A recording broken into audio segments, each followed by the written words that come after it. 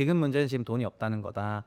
지난 3년간 수요자 대출이 구입과 전세자금에 대한 지원이 너무 상상 이상으로 늘었다 이렇게 얘기했고요. 금액이 충격적이었는데 지난 3년간 연간 50조 원씩을 수요자 대출에 투입을 하다가 23년 50조 원 규모로 정점을 찍었던 여유자금이 기금 여유자금이 23년 50조 원이었는데 지난 30년 내리 50조씩 계속 주다 보니까 이제 인풋 아웃풋이 있어가지고 여유자금이 줄어들어가지고 지금 7조 원대로 떨어졌다는 거고요. 7조 원도 많아 보이지만 한 달에 나가는 수요자 대출이 5조 원이기 때문에 이제 런웨이가 얼마 안 남았다는 얘기가 되는 겁니다. 안녕하세요, 최부식입니다. 최근에 주택도시기금이 고갈된다 이런 얘기가 많은데요. 관련해서 좀 살펴보겠습니다. 연합인포가 확실히 기사가 좋거든요. 연합인포 기사를 보면은 주택도시기금의 정책 대출이 과도하다 이런 내용이 있는데 그거보다 더 중요했던 메시지는 공급자 대출에 집중해야 이런 메시지가 있었어요. 그래서 공급자 대출이란 뭘까 이런 생각을 하면서 기사를 좀 봤는데 평소에 제가 했던 생각이 그대로 내용이 조금 나왔습니다. 기사를 보면은 백두진 경기주택도시보증공사 부동산금융사업단장이 이런 발언을 하는데 2013년부터 수요자 대출이 큰 폭으로 증가했다 기금에서. 그리고 2017년부터는 은행의 기금으로 금리를 보전해주는 2차 보전이 생기면서 더 늘었다 이런 얘기를 했고요. 그리고 그 수요자 대출에서도 디임돌 대출은 주택담보대출이 시장의 2%밖에 안 되지만은 디임돌이 매입 대출이죠. 근데 버팀목 대출은 이거는 전세인데 이거는 22년 전체 전세 대출의 26조 5천억이니까 약 16%에 해당한다. 그러니까 주택도시 기금으로 전세 대출 디딤돌과 버팀목을 해주고 있는데 그 버팀목의 경우에는 전세의 그 16%에 해당하고 그리고 사실 주택도시보증공사가 직접 대출이 아니라 간접적으로 보증해 주는 거 있잖아요. 그 보증해 주는 규모까지 생각하면 사실 거의 과반이 넘어갈 것 같거든요. 그 얘기는 주택도시 기금이 전세 시장을 키운 그 사실상의 거의 뭐 알파이자 오메가와 같은 존재다라고 얘기를 하는 거고 그러면서 전세 대출이 증가하면서 연쇄적으로 주택 시장이 자극이 되고 그런 악순환이 반복되고 있다. 그래서 하시는 얘기는 수요자의 지원을 좀 축소하고 무주택 서민 중심의 공급자로 돌아가야 된다 이런 얘기를 하고 있습니다. 정부국토부 주택기금 과장도 똑같은 얘기를 하는데 기금 문제는 지금 돈이 없다는 거다. 지난 3년간 수요자 대출이 구입과 전세자금에 대한 지원이 너무 상상 이상으로 늘었다 이렇게 얘기했고요. 금액이 충격적이었는데 지난 3년간 연간 50조 원씩을 수요자 대출에 투입을 하다가 23년 50조 원 규모로 정점을 찍었던 여유자금이 기금 여유자금이 23년 50조 원이었는데 지난 30년 내리 50조씩 계속 주다 보니까 이제 인풋 아웃풋이 있어가지고 여유자금이 줄어들어가지고 지금 7조 원대로 떨어졌다는 거고요.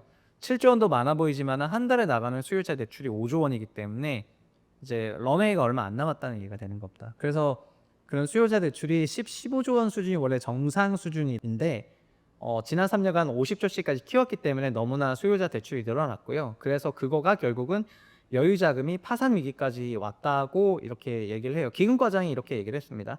그래서 수요자 대출이 저금리로 주는 복지 대출이니까 한 번 늘어난 걸 줄이기도 쉽지 않거든요. 그래서 기금이 화소분이 아니라 한쪽이 많이 쓰면 결국 꼭 들어가야 할 곳에는 못 쓰는 일이 생기는데 그게 뭐다? 그것도 공급자 대출이라는 겁니다. 결국 경기주택도시기금 공사에 있는 분이나 국토부의 주택도시기금을 관리하는 기금과장이나 지금 수요자 대출이 늘어난 거에 대한 인식이 다 똑같고 대신 그걸 뭘 못하고 있냐면은 공급 대출을 못 쓰고 있다 이런 얘기가 되는 것입니다. 그래서 그래프로도 그려봤는데 수요자 대출이 노란색이고요.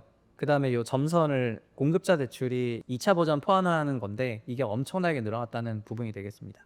이날 토론회에서 축사를 맹성규 의원이 했는데 맹성규 의원은 국토부 장관 후보 중에 한 명이죠. 그래서 기금 투명성이 부족하다는 지적이 많고 민간 임대에 너무 의존해서 실질적인 공공성이 많이 훼손돼 간다는 지적이 있다.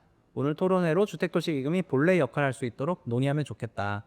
그래서 김남근 더민주 의원도 공공의 재정 역할이 전반적으로 주거정책에서 축소된 게 아닌가 하는 문제의식이 있다 이런 얘기를 했습니다.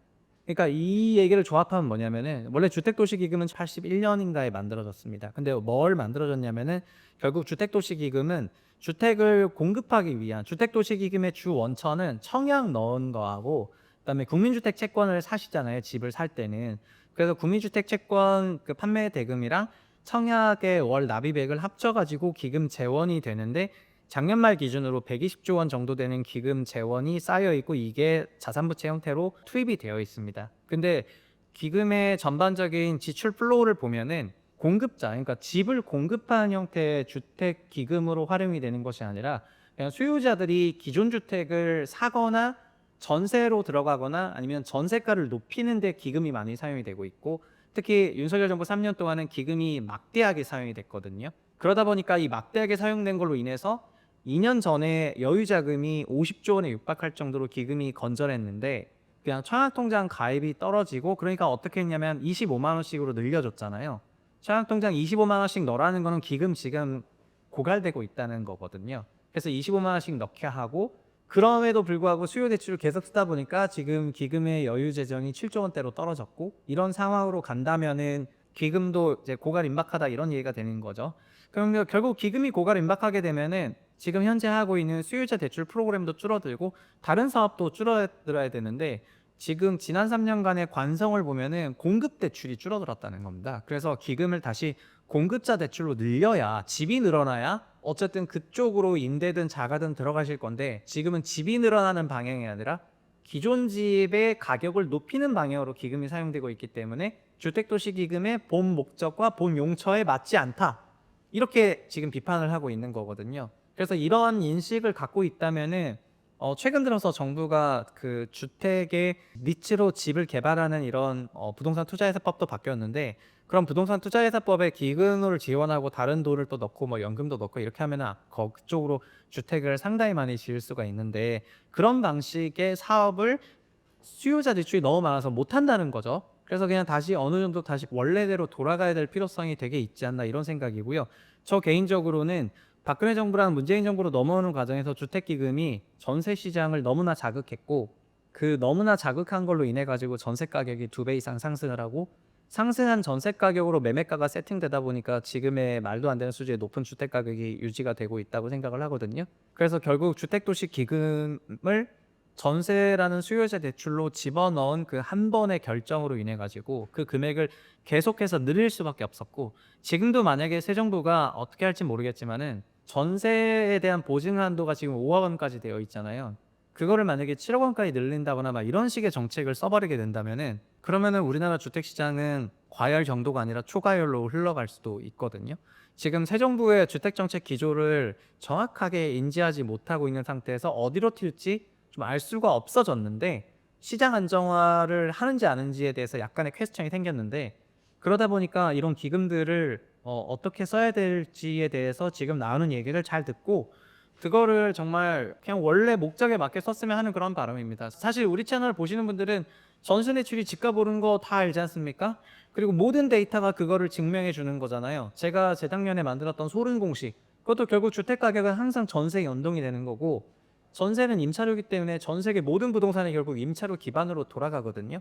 근데 그 임차료에 보조 수단을 넣어가지고 그거를 펌핑 시켰으니까 결국 부동산에 펌핑된 가격으로 거래가 되도록 이렇게 만들어 놓은 게 주택도시 기금이라고 놓고 본다면은, 진짜 주택도시 기금 다시 정상대로 돌아가야 되고, 기금을 통해 가지고 시장 전세 가격을 허위로 부풀리는 이런 형태의 정책은 다신 쓰지 말아야 돼요. 빨리 원복을 해야 될 것 같습니다.